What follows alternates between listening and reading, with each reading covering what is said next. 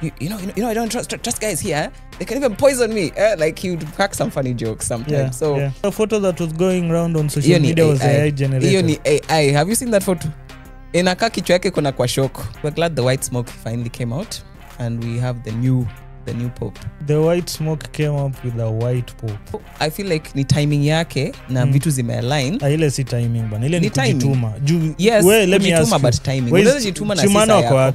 Chumano wako wapi? Ati the only album we'll be expecting from Rihanna is a family photo album. He was not looking good. Bana boy, I'm very sorry no. The Fisherman's Experience is finally coming to Kisumu by our one and only Mr. Costa Ojwang. Yeah. I will forever say I am your number one fan. Whether you like it, whether you don't like it. Boy Dwere. Yeah, they want him now to be the MP of the area. Is that not nepotism?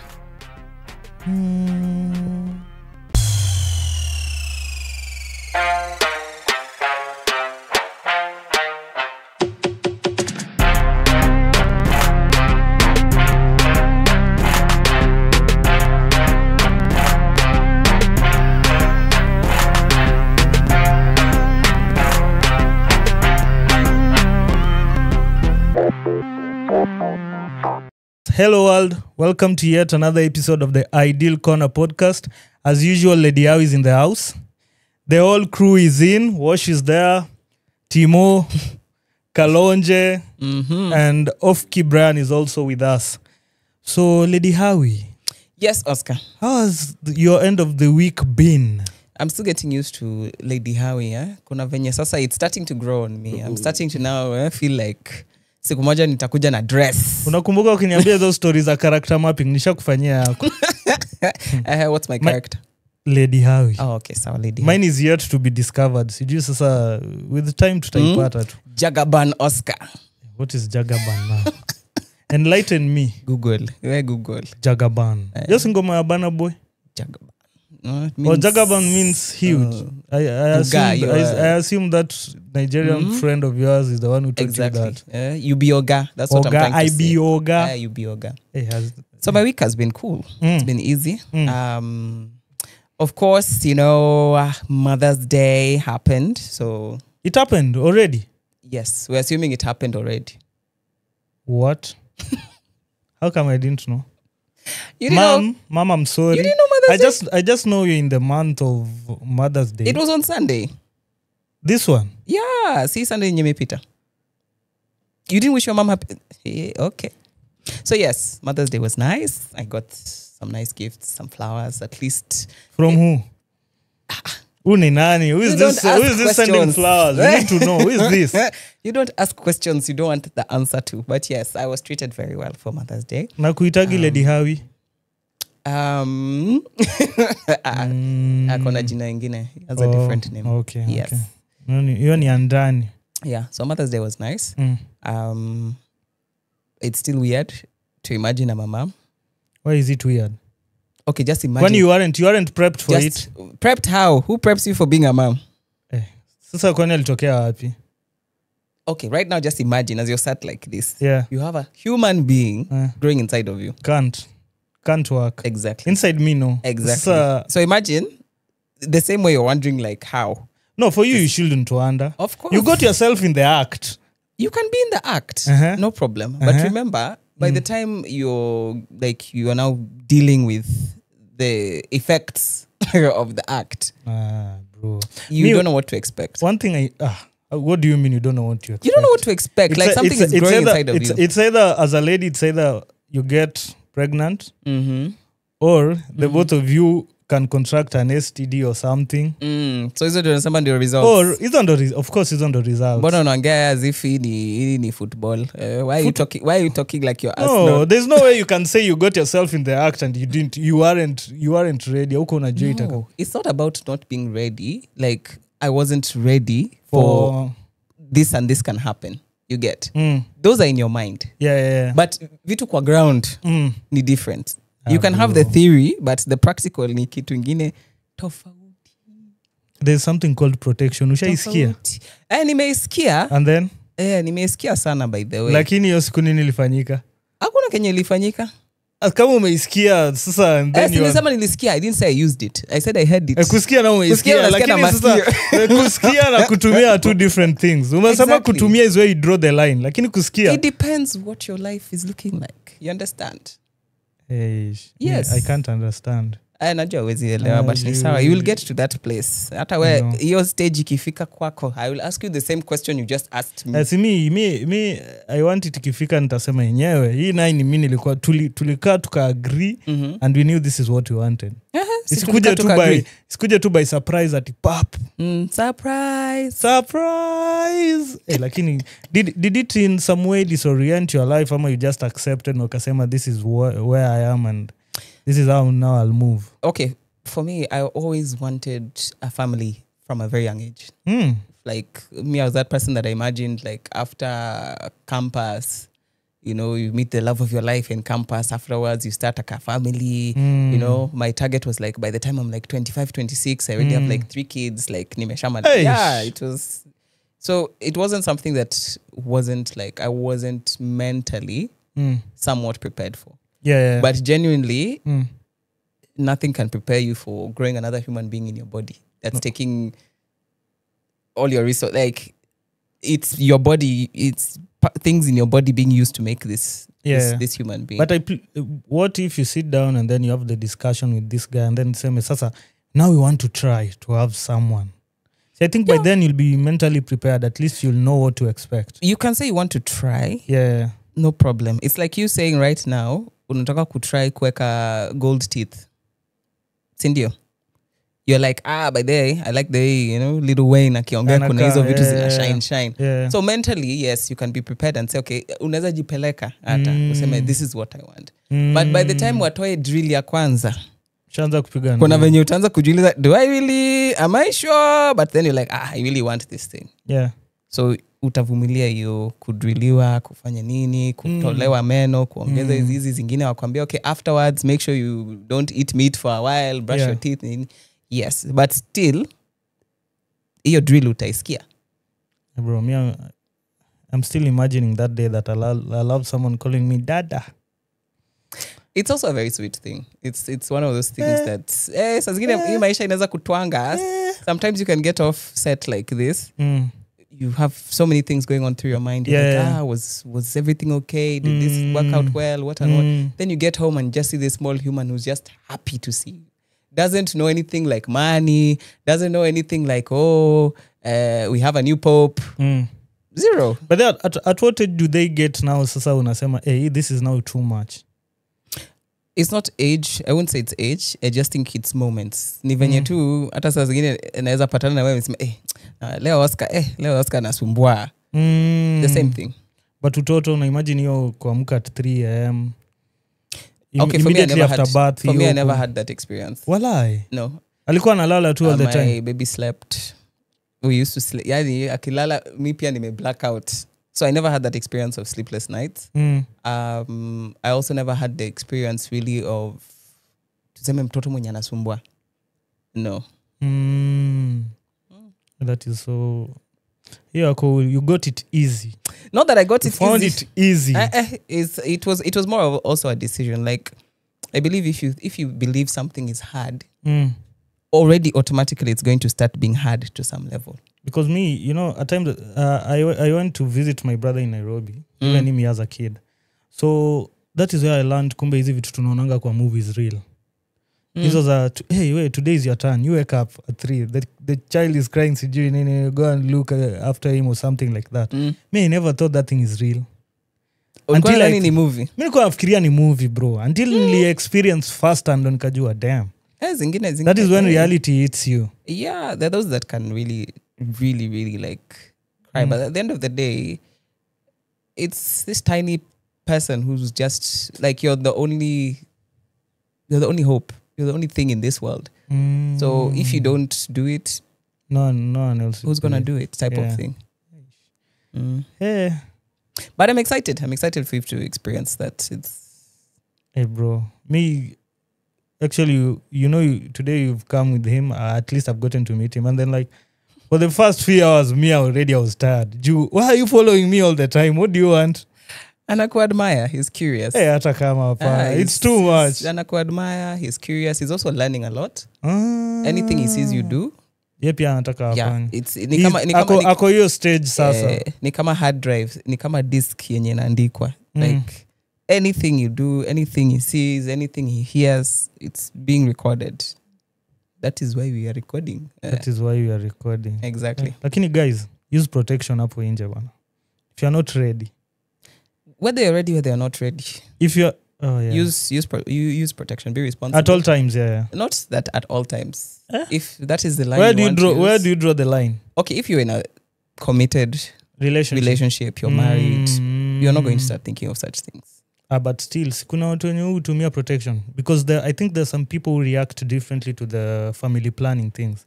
So they'd rather go for protection as compared to But you do realize planning. Even ISO protection, family planning, they're not 100% effective. Yes. Condoms are 97%. But lakini this is not protection. Yeah, so bado kuna 3% chances. Exactly. That it is a bust. It's tough. Wow. Anyway, happy belated Mother's Day to all the mothers out there. Big ups. I'm glad that you had fun during your Mother's Day. Sasa mimi I have to make it up to my mother. And my sister-in-law, of course. Yeah. Anybody who's a mom around you. Then your sphere. Yeah, just give them a big ups. Of course. Hiyo kitu si rahisi. I can only imagine. It's not cooking beans. Yani, even me na ugangsta yangu yote. Inafika point unachoka. I'm like unaona tu this is too much. But at the end of the day, inabidi tu ifanye. Why not? It's a privilege. That's what I would say. It is a privilege, but it's also hectic. But so is anything. But to celebrate fear the dads out there. For sure. When you see deadbeat like him. For sure. The dads, the real dads, when you wanasaidia the moms and all that. Big ups. Yeah. So, sasa tuingie mambo moto. Kuna nini leo? Topics of the week, bana. Kwanza RIP to the late Charles Ongondowere, Honorable Charles Ongondowere. Hey man, that was so... Wow. I don't know, the last time an MP was assassinated ilikuwa lini? Because I can also think of Tom Mboya. Yeah. There's also JM Kariuki. It's been a while. It's been a while. And coming to think of it, imagine up to date investigation ya Tom Mboya haijaikuwa concluded. So we don't know what happened. But for Charles Ongondowere, we hope itakuwa concluded soon. Because at least I see they apprehended some suspects. There was someone, I think Philip Aroko or something. Fact checker. What's the name of this guy? Just check and then you'll let us know. I'm assuming it was Philip Aroko. It's Philip Aroko. It's who? It's Philip Aroko. And it's Philip, and you also said something about the investigation of Tom Mboya. Yeah. Like it has not been finished. Like, do you think like haijamalizwa ama ni sisi we just look the other way? Because if you look this thing deeply too, you can't tell me that investigation was not like haikumalizwa. Juu, the grandfather to now this guy called Morara Kebaso. Yeah.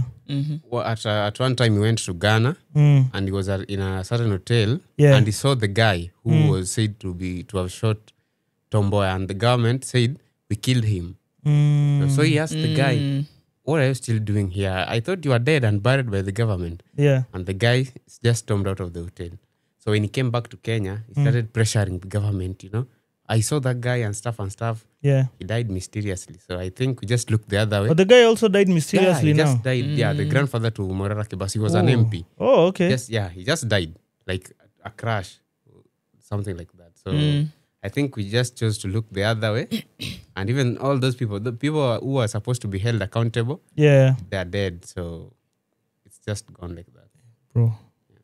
I think it's high time we'll get to close all those files. But I hear there was a lot of drama at the funeral. The funeral.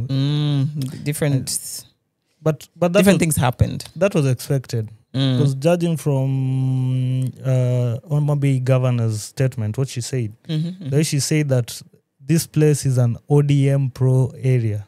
We don't want to see any UDA colors during the funeral or something like that. That was expected. But good thing is, at least those people from the UDA side, they got the warning and they didn't show up. So I'm just happy we didn't lose a life on that day of the funeral because ingekuwa mbaya. But I have a question. Yeah.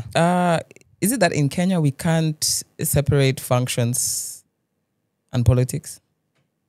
We can, but now I think there are political events but really ni ngumu, true. Because if you look at church, if you look at church kuna politics. Sahi hata vitu za like shule.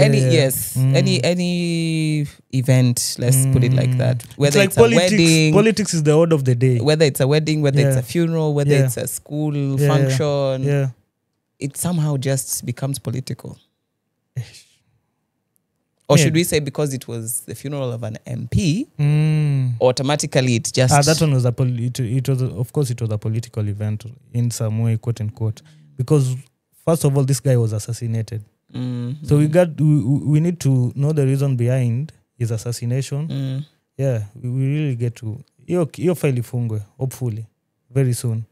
And like they said, watupatie the real killers, wasilete tu watu wa cover-ups and all that. So yeah, we pray that the family of Ongondowere gets the justice they deserve. And I also saw during his funeral, the firstborn? I think someone Boyd Were. Yeah, they want him now to be the MP of the area. Is that not nepotism? What is that? Is nepotism? Yeah. Maybe they believe the spirit of their father runs through him or something. So you never know. Yeah, if I may chip in a little bit. Yeah. I think it's nepotism, but it's good nepotism. There's something said. There's even good corruption. No, but depending on the circumstances. Corruption is corruption. Let me tell you, like a short story. There's this guy who was working for the NHIF before it collapsed or Ruto closed it. So this NHIF thing, this guy, what he used to do, if you cover yourself and your family member gets sick or something, there's a way he would play, like you just pay him something and then there's a way he does his things. That cover of yours can cover family member. Can cover for your family member. Now you give him something. To me, that's good corruption. No, corruption is that's corruption. medical fraud. Yeah, it's fraud, but anyway, he has helped you. I see it like that. So like the nepotism thing. You see, there's nothing like good corruption. Corruption is corruption. This is what will lead you to corruption. If you want to do something, just do something out of good faith. Because I want to help you. If you do that and you got like found, obviously you'll be fired. Why do you use someone else's cover too? But you see in Kenya, like we have some people, like a good percentage of people, they are not like that well off. You see, so they can't take cover. Everyone can take the like medical cover. So if you pay someone just like maybe 2,000 shillings and he puts like one of your kin kwa cover and he or she gets treated, mi naona hapa amekusaidia. So let's get to this nepotism. Amekusaidia, yes, but bado ameikulia. For me, I'd rather you guide people, advise them, mwambie, because coming to look to it, if you come to look at it, hizi problem zote ni sisi huwa tunajiekelea. And it's simply because hatuna information. Instead of kuambia mtu leta 2,000 alafu ni eke family member wako, why don't you just enlighten them? Juu kama family member wao alikuwa able kulipa, so anaweza chip in, because ilikuwa pesa ngapi per month? Was it 600 per month? I know many people can't afford it, but kuna venye tu watu wakishikana tu things will work out. Yeah, I think. Because hata ukiangalia NHIF, hospitali ngapi haziwork. Look at counties like Kipia, Turkana. Ni hospitali ngapi tulikuwa tunaona zimefungwa juu hakuna madawa, daktari hawako, such things. So there's also that. Hizo pia tunafaa tuone. But if you want to help someone, bro, just do it out of good faith. Okay, now you see, Oscar, you can do it for free or out of good faith. But there are some people outside here, they can't do that. Ni biashara kwao. You see? Let me say, your disadvantage is my advantage to make money. It's a man-to-man society. So when you look at the Ongondowere stuff, or let me give back to the former senator for Garissa. He was one of the members of what was it called? The thing where Raila wanted to draft some things in the constitution when Uhuru was still the president. BBI. BBI. He was Yeah. part of Building in Bridges fact, he was the Initiative. chairman of the.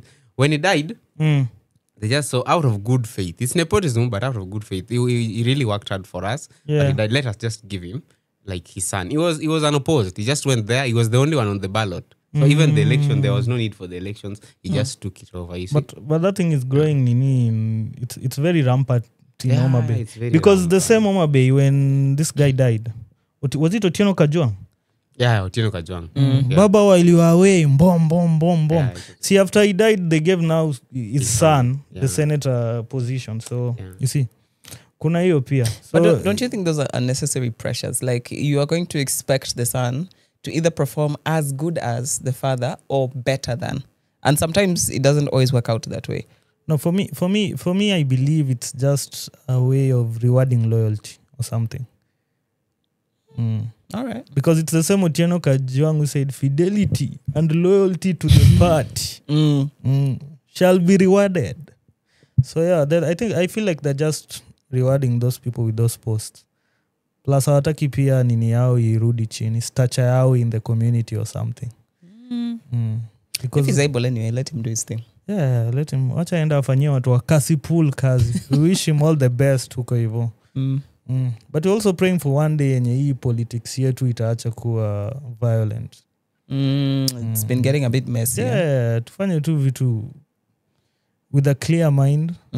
The way Gen Alpha say it. I've been trying to learn Gen Alpha terms, by the way. Yeah, there are terms for Gen Alpha. It's a whole language. Bro, mi It's a whole niko nyuma basi. Hey. Alpha, wanasema here, it's totally Zen. Oh, Zen, yeah, Yeah. Zen. I think I've come We across need it to be Zen. Zen. You need to be chill, man. It's never a matter of life and death. It's not that serious, but Yeah, it's never please. serious. Speaking of, did you see ni kama tumetamani tu election si Kenya vibaya sana. Yeah, there are those the- Kenyan individuals that decided to go and- kuvuka border kuvote. In our neighboring country. wakafika huko kwa jeba leko sebo kale nawe wakasema yes. Walisema Uganda is the place to be bana. But how were they found? Walipatikana aje? Bro, I think walijua aje ni wa Kenya. I think your kitu pia nakwanga there's some sense of community policy. Juu hata wewe in your community if you see a new face utajua tu By the way, yeah. huyu belong Utajua ni hapa. mgeni. And then Kenyans kuna venye tu yani tunajiuza tu. Mtu atajua tu The way we huyu. behave. Maybe This wakupiga must be a magoti. Kenya. Maybe. Kama ni madem maybe wakupiga magoti. Wakupiga magoti. Even my boy, by the way, there's a certain age when you're still at a certain age bracket. Yeah. Hata kama umefika 18, but let's say you're talking to a mzee mwenye is a lot older than you. Yeah. Bado utapiga magoti as a guy. Bado. Oh, Yes. just to show your respect. heshima, yeah. Yes. Lakini mimi nashuku tuliingia hapo na chaos yetu yote. Kelele tumetoa asira za Kenya tukapeleka Uganda. No, but funny thing, were these people mobilized ama waliamua tu tuende tupige kura? I think they just decided because I don't think that was it doesn't seem like it was something to do with mobilization. Ni kitu tu waliamua tu wakaenda. Wakasema tumetamani kumaanisha tunatamani re-election vibaya sana. They're practicing For 2027.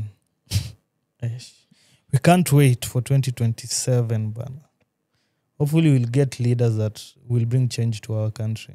Hopefully. That's the prayer. Gen Zs, our hope is on you. Come out in large numbers so that we face out these faces that have been there for quite some time. Yeah. So also rest in peace, Edward Kwach. By the way, how is it working with that guy? So for myself, I met Edward Kwach. That must have been 2013. 2013. Oh, nice. Yeah. And by then, I was in the sales department Yeah. in radio. He was obviously on radio. Dude had a voice, man. For days. Apart from having a voice, Yeah.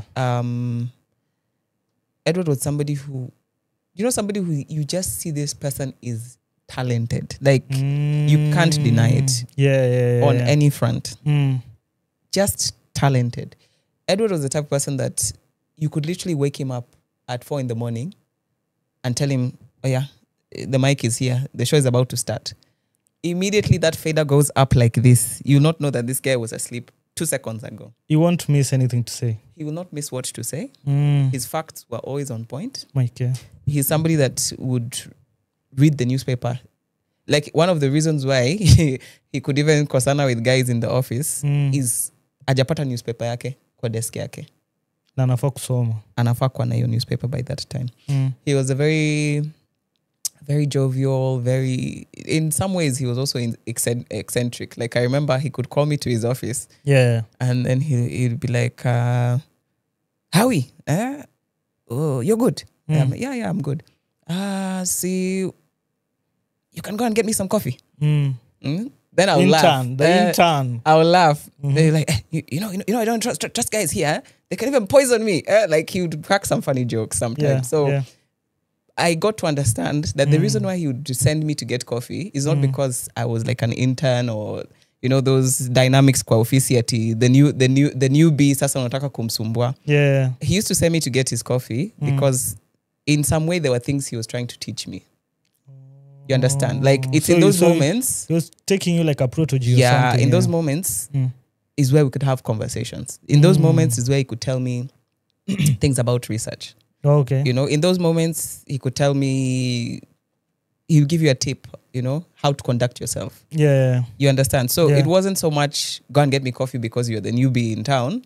It was, get me coffee because I still want us to have a conversation. I'm so glad huko Gen Z. Juu hao Gen Z wanaweza kuthrow off baa sana.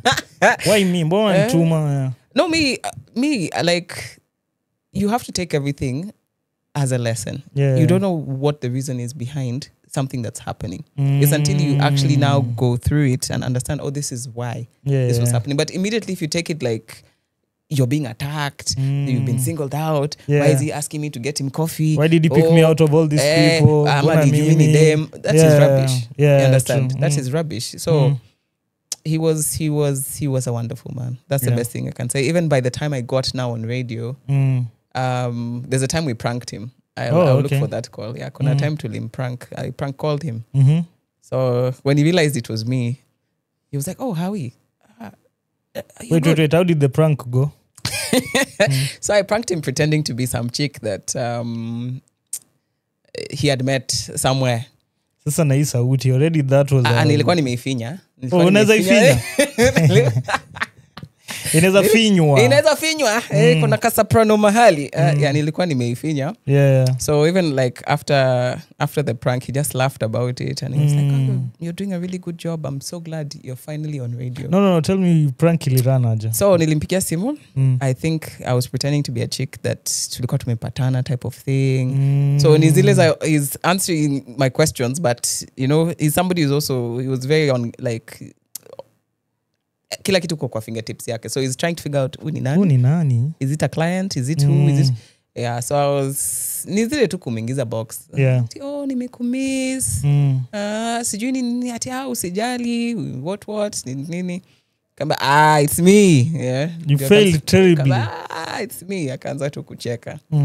So it was like he was just like, I'm so glad you're finally on radio. You're doing a great job. Oh, this was your first day on air.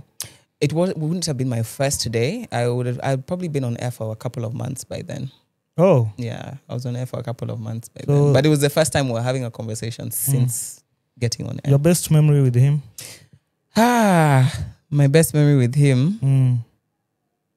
He was just very witty. We had a lot of witty moments. I can't say one specific moment. I can just remember the wit. Like he's somebody who he'd crack a joke. Yeah. If you're not keen or if you're not sharp, you'd not get it. Oh. Yeah, itakupita tu. Itakupita tu na utabaki tu. He'll know. He'll know imekupita. He'll know imekupita. Atakuchongea hapo that imekupita. But it's a joke on top of joke, yeah. Yeah. Hey, rest in peace to Coach. Yeah. So about Quach, actually there's something I can say about him. Yeah. So Quach, me, I think he lived his life. Yeah. Me, I've never had that one-to-one contact with him. Yeah. But hearing people saying good things about someone, I think that's the purpose why we are living. Yeah. We are not here to buy cars, buy houses, because hizo na utawacha. But kitu tatuachia ni alikuwa memories, yeah. alikuwa ananifanyia hii, alikuwa ananifanyia. Without that, actually I've not lived. Me, that's how I see it. There's a saying that says that. It says, people don't remember the things you had, the materialistic, you have. Yeah. They remember how you made them feel. Yeah, very, very. Makes sense. Hiyo ndio Kenya inabaki. How you made somebody feel is what remains. Not, oh, by the way alikuwa na gari ingine noma. You will not be thinking of cars by the time. So I think that's the reason yenye tunaishi, and people should understand that. Unaona? That's why we are here. Ukitoka, what utakuwa umeacha nini? Not your cars, not your houses, like how we made people feel. And I think hiyo inafaa iende mtu tu sitamtaja hapa. Yeah. But is the number one in our country. Nyinyi mnamjua ni nani naongelea. Yeah. Tumekusikia. Hey. That's our Gen Z on the pod. Ashasema shatupa yake akatulia. Speaking of which, you know, for me, I would say a divergent opinion on how people should grieve. Because crying, wailing, hizo vitu zote, to me it doesn't make sense. But you can't police how somebody grieves. I know you can't, but hizo kelele zote, really, because if you start looking at it, why do you even grieve? Because it's painful to lose somebody. It's painful to you, yeah? Yeah. But it's what painful. if we thought it in this way? Because one, we don't know where this person has gone to. Maybe they're in a better place as compared to where we are now. You see? So instead of grieving, we should be celebrating the memories we have. Because to me, I think like grief in some way, ni greed on our side. Because mbona tunalia juu ya memories tulikuwa about mtu. Sometimes I feel like part of grief comes with the point where, you know, for example, if there's somebody I've been saying, oh, by the way, when vitu zikikuwa tu sawa, nataka kufanyia umse hivi na hivi na hivi na hivi, then you find that person ends up passing. Yeah. So there's the grief of you no longer have this person in your life. Like they're no longer a stone throw away, a phone call away. Yeah. Then there's the grief of I would have wanted to do so many things with this person that I didn't get a chance to do with them. Then there's the grief of you still have those memories that are still alive of this person. So all of those are stages of pain, and they tie into that feeling of grief. I think there are always 5 stages of what? Yeah, denial, like, you get to anger, you get to what, until you get to the point of now acceptance. Yeah. So maybe for you, the way you're saying, like, hiyo part ya celebrate life ya mse. Inafika hiyo stage, maybe mse ameshafika stage ya acceptance. Aseme by day, let's celebrate this person. Man, it's tough. Lakini to me, I always find it unnecessary. Okay, there are those who over-exaggerate. Kama wenye wanakuwa hired. Mpaka unashindwa. Wanakuwa hired kulia. Kuna wale tu sasa unashindwa. And then at the end of the day unapata tu labda tu ni mlevi fulani wa Gwenga. By the way, kuna mama fulani alikuwa hired na hizo stories za kulia. Akaenda ka overdo. Bado anakuaga. Yeah. Akaenda ka overdo. Yeah. Akapigwa bahari akaambiwa ati wachana na hii mambo.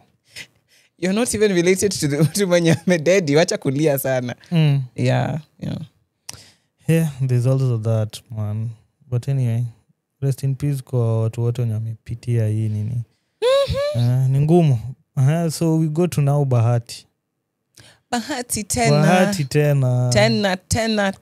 Didas decided he's going to shave his hair after because of Arsenal. Bana. Kini Arsenal pia wako na mchezo.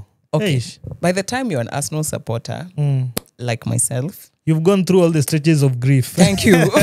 Umeshapitia stages zote.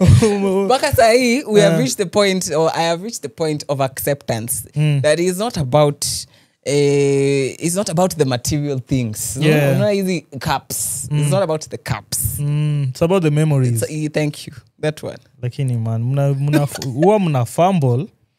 Yeah, but it's okay. Tu hadi last minute ndo muamue sasa hii. Usijali, don't worry. Tunataka kuharibu sasa. We will still continue. Next season bado ni yenyu. Exactly. We are still there. Bado tuko. So yeah, Bahati said he's going to shave his head. I think there was he posted a video but sasa but we've not seen the result of hiyo kunyolewa. You think the photo that was going around on social media was AI generated? Hiyo ni AI. Have you seen that photo? Inakaa kichwa yake kuna kwa shoko. Uyu. Si ile fibob ya kitambo. Kumbuka ile fibob. Ile fibob kubwa. Hiyo kichwa ni kubwa sana kukua ati hiyo ni kichwa yake ya ukweli. Si labda ndo amekuwa kifunika na hiyo dread. Huwezi jua. No. Anakaa kona kichwa ingine ka square hivi. Ile iko round. Kama ni AI, mimi na believe AI. AI imefanya kazi mzuri. Ama amevaa, it actually looks like he's put on a bald cap. Unajua kuna venye unaweza tak hizo madready lakini hapana. For sure. Size ile kichwa. Yeah. I think it's the right size. Like ni tu vile such bana. Zile dread hazitoshea kwa hizo cap zao. Zinaweza, trust me. Hata nywele yangu nikitaka kukua bald. Suku. Unavaa tu hiyo cap yani wengine mnalazimisha baldness na wengine we are undergoing severe baldness. Mbona umefunika baldness yako leo? Uko nataka utudhani wewe ni Bahati. Nimevaa kofia ya Snoop Doggy Dogg. Watu wanaweza fikiria mimi ni Bahati by the way. Speaking of which, at some point in my lifetime, I think first year, second year, niliakanga dreads. Wakaanza kukita Bahati? Hapana, sasa si nilikuwa na experience your life ya. Nilikuwa na enjoy time ya kukua na nywele. Ilifeel aje? Actually ni mama yangu aliniakea hizo vitu. So I came back sasa for the half of the semester. Tena ni akanyoa. Tangu aninyoe hiyo siku nimekuwa tu na baldness. Sasa sijui mbona. Sijui shida ilikuwa. Sijui niyo makasi ilikuwa na nini. Nimeshinda kuelewa hadi leo. But hopefully kuwa bald man pia. Represent bald man nation. Inasaidia. Talking of bald men. Biena ku US. Man. Representing Kenya to the no world. Man's business. We are super proud of that guy. But that we can't fail to be super proud of him. Kufanya vitu mob sana. He's worked. Tuwezi sema hajafanya kazi. Hata networking ana network. Hata TikTok challenges. Jamaa amekuwa anapiga ma TikTok challenges. To me I feel like after hiyo hiatus yao ya Sauti Sol, yenda amekuwa kinini. I won't say it's just him. I feel like all to of me, them. I feel yani he has made himself present yenye kila mahali tu lazima umuone. I just feel like it's ni kitu about timing and alignment. You understand? So I feel like ni timing yake na vitu zimealign. Ile si timing bana. Ile ni kujituma.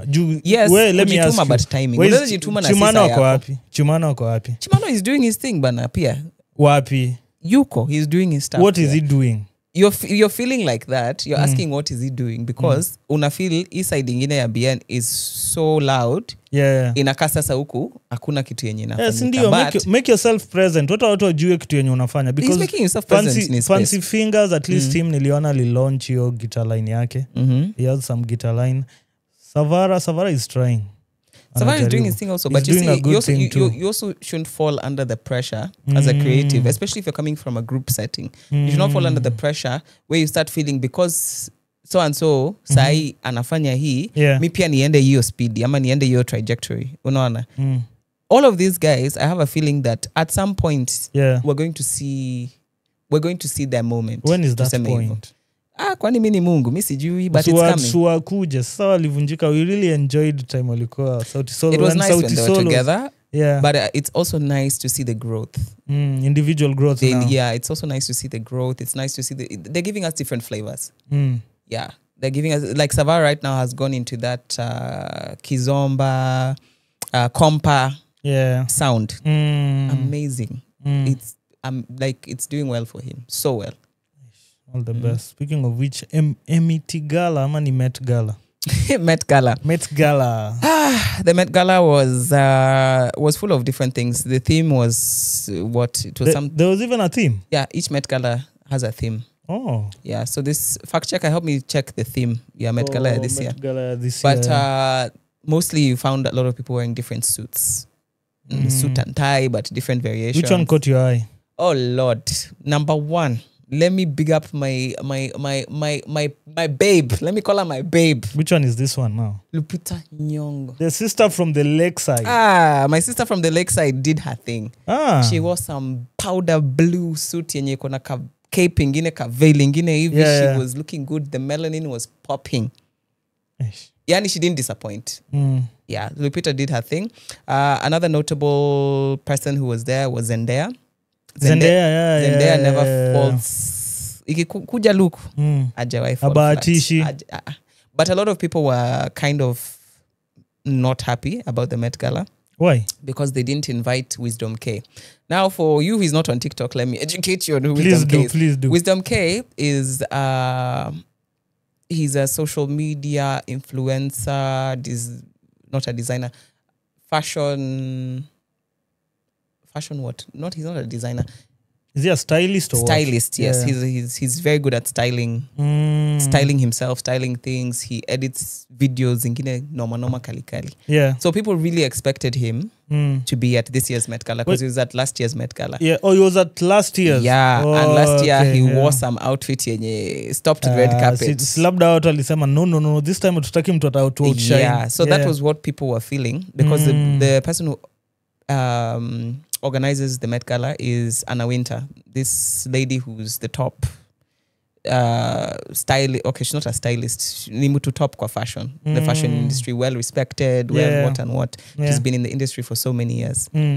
So she's the one who normally says who is allowed to come and who's not allowed to come. So the people who felt ni kama ni funky high school unachujwa tu kwa hiyo list hapo. Kuna wase walifeel Wisdom anaweza outshine mama who Anna Winter. But si afanye research yake. How old is this lady? Ni wale wazee wa kuamilia nini. She's been there so many years. Like au ni owners wa kina Chanel, like the magazines, easy top magazines mostly. But at what point do they now get to learn that hizi vitu zote wanafanya? They must appreciate the fact that also young people are coming up. No, instead that's why instead of kuweka umse inje, call him and ask him what are the new trends. Try and work together with him. That's what people were saying. People were kind of frustrated about that. But then at the same time, they were saying last year he was invited as a TikTok guest. So this year it's like there was not. I saw Gabi. There was Kabi Lane. Is it Kabi Lane? Yeah, Kabi Lane. I saw him. Yeah, he was there. Kwa nini? Alikuwa amevaa masa mingi. Watu walikuwa wanasema umse ana miss TikTok. Na hiyo kala nini ilikuwa beige ama? But then mbona alivaa hizo saa mingi? See, he's giving the message out there. See, fame yake imetoka TikTok. Also clock TikTok. Hey, that is smart, man. Yeah. So there are those who dressed really well for the Met Gala. In fact, I almost forgot. The biggest thing that happened during the Met Gala was our girl Riri. Another one. Another DJ. Lakini si DJ Khaled. A$AP Rocky. A$AP Rocky anafanya kazi. Wacha afanye kazi. Hakuna break. Why? For what? Evil. Why are people saying she should take a break? Rihanna should bring out another album. People are complaining at it. She's not focused on music anymore. I feel like prime yake ilishapita.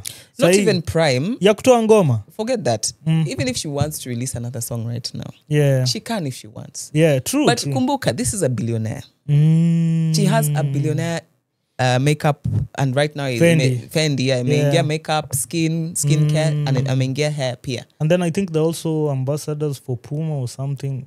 She has other things going on. Yeah. This chick started music at 14.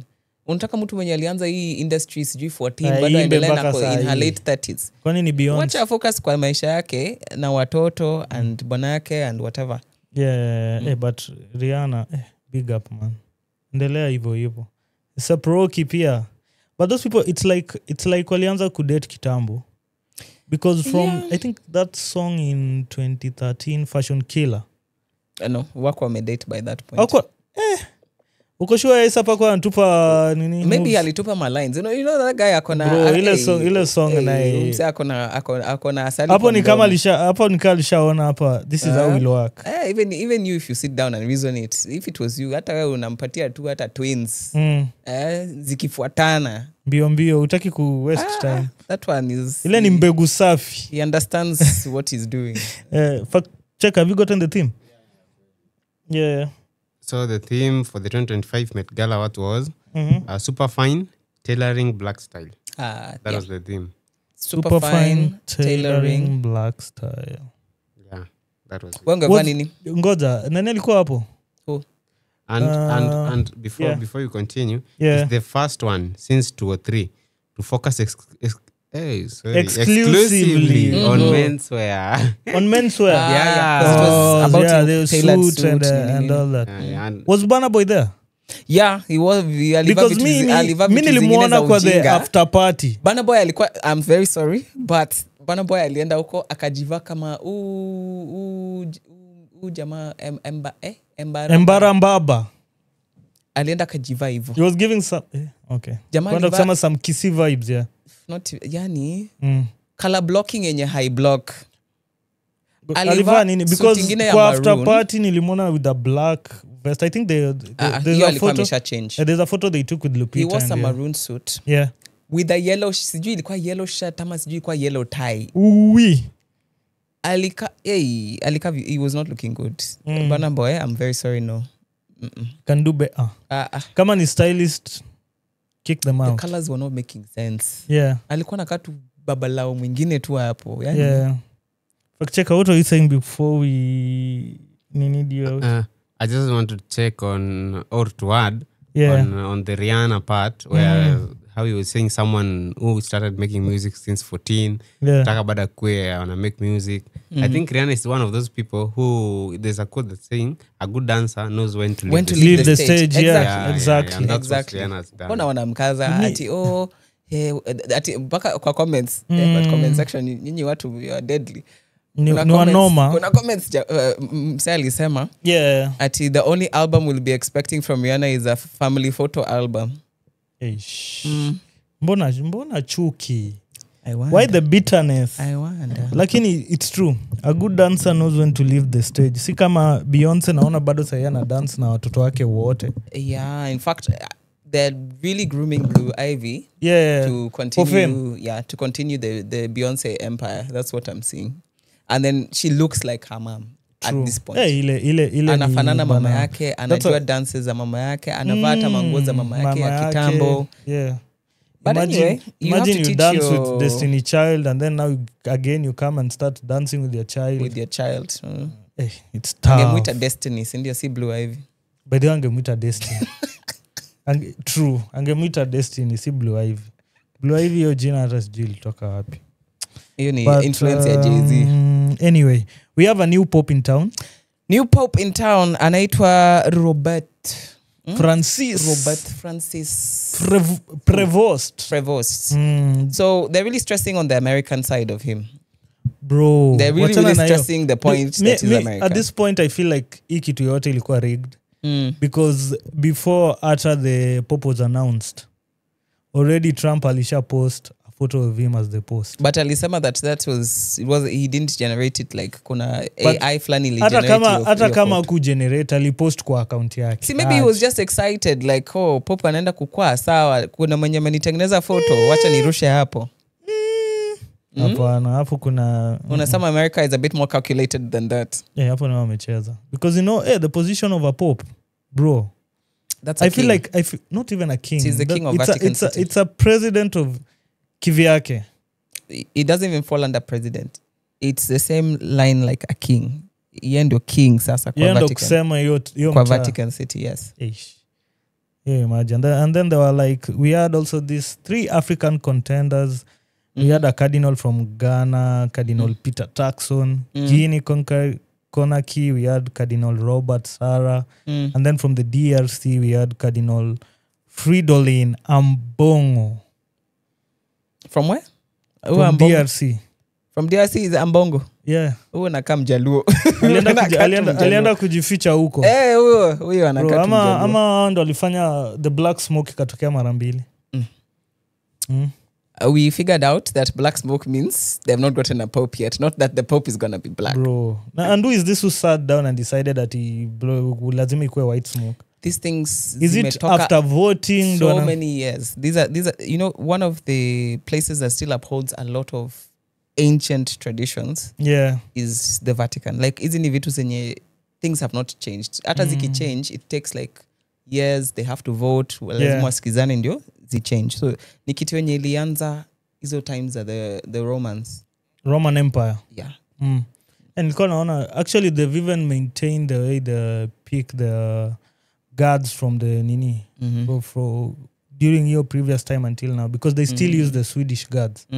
So they've just wamefuata your tradition lakini this but new we're glad the white smoke finally came out and we have the new pope. Then the white smoke came up with a white pope. It had to be white. Don't worry, you can still decide. You're still young. Unajua hii ni kazi yenye. Mi siwezi. You can start preparing for it now. Ndio ukifika 69 upewe your kazi. You can go to the seminary and do your thing. But then what are the advantages of being a pope? Wanalipwa, are they being paid ama? They're not given a salary.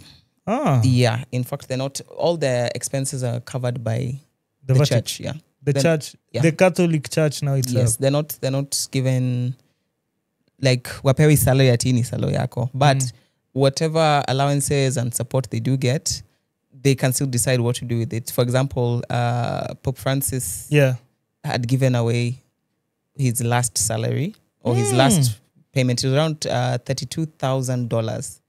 Hiyo tu na hiyo time yote yenye amekuwa kwa hiyo nini? No, as in hiyo ni ya mwisho sasa. Hizo zingine alikuwa anapeleka wapi? But he gave it out to a foundation, charity. Most of them give out to charities. Yeah. They reinvest it into missions. Yeah, church too. Because Apple, it's not like you're paying rent. You don't have family. You don't have expenses. Hauna bibi, hauna watoto. You're not gambling, sijui kufanya nini. Maybe wana gamble chini ya maji. Uko kwa hewa, vitu kama hizo. So imagine sasa kwenye popa ataacha kuvaa hizo vitu, atakuwa anavaa tu kama a normal person. Akuje tu amevaa snapback. But amechill tu mahali. Interesting times ahead. But I'm sure now that he's been elected, they're going to do your tour sasa. Lazima wamzungushe kidogo. Watu wengine pia kwa country zote ama? Yeah, not zote. They're specific. Wanakwanga tuna specific route like throughout the year sasa. Yeah, but right now watu wanapati huko Vatican City. Wanakubaliwa kupati kweli sana. Not kupati as in kupati ile unafikiria ile yes as in they're happy wamefurahia. Amen. Bro, tutakupatia amen ama piano remix. Amen.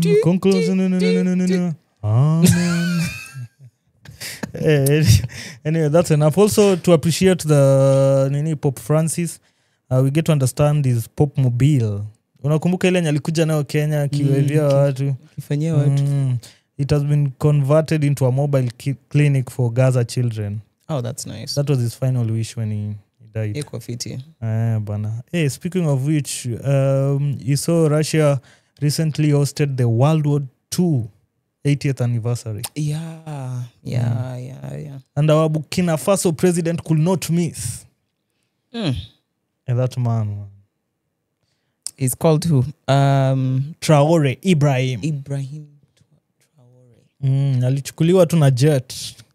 Na hiyo regalia yake. Hiyo regalia hizi. I like the fact that I like the fact he rolls like that. Like he knows he's somebody who number one knows his value. Yeah. Number two, he understands the difference between the Western world and Africa. Yeah. He's not trying to be like the West. He's not also trying to kiss. Uko Africa watu wako na kiburi, lazima uonyeshe I'm the one in charge. Yeah, ana hizo vitu. And then he's doing his things differently. And he's bringing back hope to people that didn't have hope. True. At a point in time. The people of it's Equatorial Guinea. Yeah. Burkina Faso. Burkina Faso. Yeah. The people of Burkina Faso for a long time, like imagine kitu kama hata barabara, road, normal road, walikuwa naisikia tu. Walikuwa naisikia tu ama they go to neighboring countries ndio wana kumbe hii ni barabara. His one was brought all those developments. But he's doing a good job. I think that's why they're even trying to assassinate him. Yeah, unfortunately they don't want to see Africa develop too much. They want Africa to be mahali but see. But with him, the moment aliingia into power, he make some drastic changes. Yeah, he got rid of all Francophone influence, Western influence. There's nothing you're doing in this country. Mulisha kuja mmetusaidia. Because that thing was crazy. We're independent, yeah. That thing was crazy to the point, even after their independence, any like revenue that they get as a country, there's some percentage amount that first had to be sent to France. Ndo warudishe huko. Yes. Yeah, fact checker. Yeah, if I can just chip in. Yeah. There's that Traore person, I think he's not even doing things differently. He's doing the right thing. He's doing the right thing. Like, and when true. I see Traore, I remind me but of someone. you see why I'm saying differently. Yeah. Because kwetu, the wrong thing tumeichukua kama normal. It is the right that's thing, the yeah. right Yeah, thing. imekuwa normal And the sasa. wrong people are the right people. Yeah, Yeah. that's what we do. So Traore, when you see Traore, actually me, I love politics. And there's anyone who knows Thomas Joseph Badia Sankara. I think Sankara, that's the name. Yes. So when you see Traore, you just remember A Sankara. replica of Yeah. Sankara. That's what Sankara wanted. And he was murdered by his very close friend. Assassinated. Yeah, he was assassinated. That guy was called Blaise Compaoré. Mm. So let me tell you, a very close friend was influenced by the French people. Yeah. And he was killed. After he stood, the French president came to Burkina Faso. It was called Upper Volta, then he changed it Yeah. to Burkina Faso. Now, when the French president visited, he stood and told him, he was there, like Sankara was here, and the other guy was just seated there. Yeah. He told him, what we are going through is because of you people. You came here, you did this and this and this. And then when the guy stood up, akaanza kusema, Sankara is still young, he doesn't understand this thing and stuff. And he put on a face there, smiling, immediately left. They were planning on how to eliminate him. Then there was a meeting and stuff, and he was killed. Compaoré took over. The influence continued, and then until Traore took over. Actually, it was not even Traore. It was someone with the team else, of Traore took it. But instead Traore of doing the right thing, analeta mchezo, wanacheza. yeah. Then he took it. Now he's doing the right thing. And of recently, he's like aid. Close aid. Yeah, I saw that. He was offered, I don't know, $5 million? Hey, that's a lot of money. That though. guy is Do you know how very many loyal. attempts have he's A been lot. through? Like tangu aingia ofisi But imagine your kuna close, attempts kadhaa. we close aid wako wangapi wakikuwa offered $5 million? You know, this guy took the money as if he was going to do the thing. He went and sat down with Traore and told him, this is money I'm given to assassinate you. And they planned how the guy was arrested. And they were arrested, And there have been several attempts to kill him. Because now imagine, yeah, okay, fine, you accept the $5 million and then you kill this guy. And then now there is no peace in your country. It means now even the money is now valueless. You see, Yeah. there are different things people want in life. There are those who are after money. There are those who are after power. Yeah. There are those who are after influence. One of the challenges that always comes is when somebody comes when they're not interested in money, they're not so interested in power, Yeah. but now they have influence. I get you. Yeah, now they have influence. People are listening to them. People are paying attention to them. People are somewhat getting some loyalty towards them. That now becomes a challenge because you can't bribe this person. True. You can't tell this person that, fanya hivi na hivi na hivi, then we'll make sure your people as in your circle, yeah. wako sawa. You get. You can't do that to this person. You can't also tell this person that, by the way, I can do this to you. You want to show them your power. They don't care about that. But now they have influence. So that normally throws a spanner into the works, especially of our African politics when it comes to relating to the West. Yeah. Because Africans tumezoea West wanatupatia ka big G. Just chew on that. Then we say, but the sugar is finished. Tunarudisha big G. Say, but the sugar is finished. Add for us some more sugar. It's okay, let me dip it for you. Wanaenda sasa wana dip kwa skari wanakurudishia. Yeah. You chew it again a little bit, una feel, hey, ni tamu, but hiyo skari ilisha kitambo sana. It's a sad state of affair. But let me ask you now, between the three, what would you pick? Power, influence, or money? Not interested in money. Money is a tool to be used. Yeah. Power is toxic to some point. Yeah, Kuna to mali some point, itafika, hata wewe you will start even thinking, being paranoid about yourself. It reveals the true you now. Hata wewe utaanza kuwa paranoid about yourself. Utaanza kujiuliza, nilikunywa hiyo maji. Did I put anything in the water? Am I trying? You just go crazy with power. Yeah. I prefer influence. On the contrary, I'd prefer power. Because now with power, I would make a lot of changes. But you can make change with influence. Let me ask you, the two of you. Yeah. Do you think power, influence, and money, do you think those things exist like separately? They coexist. Yeah. Because first of all, when you have money, you'll just have the power automatically. I feel no. Yeah. I feel there are people who have money and don't have power. If you don't know. Kuna watu wako na pesa na hata hiyo story ya power hataki kusikilizana nayo. Yeye hiyo pesa yake yenye ametengeneza it's enough and he does with it. For example, a good example was this CBK guy. the president for the chairman for CBK alikuwa anaitwa Peter someone Njoroge. Njoroge. Woa nini? Do you know that guy salary yake yote alikuwa anapeleka charity and all that? Hiyo pesa yake yote. And imagine hiyo per month alikuwa na salary yake ilikuwa ngapi per month? So yeah, alikuwa na pesa lakini hataki stories za power. No. He was using his money to gain influence. Yeah, because by the time you've helped so many people, like you've gone somewhere, you've built this, and people are seeing your hand in the community. You have influence. But now he's not interested with power or anything to do with power. I think power, maybe it's not, let's put it, it's not interested in politics. But because money has its own power. Money can move mountains. You said faith can move mountains, but money can do that too. Money is happiness. It's happiness, but it can do a lot of things. True. Yeah. Without money yenyewe hawezi fanya. But to me I feel like uko juu ni power. So with power ndio sasa utakuwa na hii pesa itakuwa and then influence let me give you an example before I sign out. Yeah. There's our immediate former president Uhuru Muigai Kenyatta. Yeah. And now must go. When they were in the previous government. Yeah. When I saw a podcast where Jimmy Wanjigi actually said, and he said, "You have the evidence." I saw. Yeah. He said they were seated and drafting something, like a contract or something. When we get this thing, now who will take the gun and who will take the money? And Ruto must go. I mean, took the money. He went for the money, and Mheshimiwa, like His Excellency Uhuru, went for the guns. Just give me the gun. With the gun, I can get the money. Actually, those were his words. So that's how it applies. See, the gun is power. Yeah, the gun is power. So you can go for the money if you want. Yeah, true. Hey. Well, interesting times. So we have some things happening in the city. Yeah.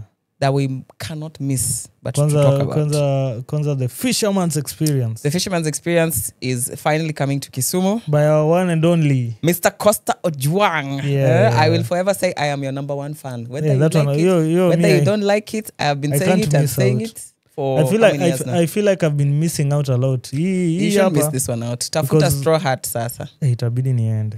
Tafuta sisal. Mimi ni tafuta mkulima. Straw hat. I call myself si mkulima. What is fisherman in Kiswahili? Mvuvi. Mimi ni mvuvi. Tuende tushushe nyavu, si ndio? Itabidi tushushe nyavu. No problem. So it's going to be happening on the 31st of May. Yeah. Of May. At Tomboya. Tomboya Labor College grounds. Please. I think who are the ones who are organizing the entire thing? The fisherman experience. But I don't know Natsa or... Yeah, they have partners, of course. Oh, okay. Yeah, so Natsa is... Natsa Bistro is amongst one of them. Yeah. Yeah. Yo. I hope that before that event tukue na Costa up. It will be nice. It would be nice to have that guy on our seat. Atuambia experience yake in Kisumu because I'm assuming it was...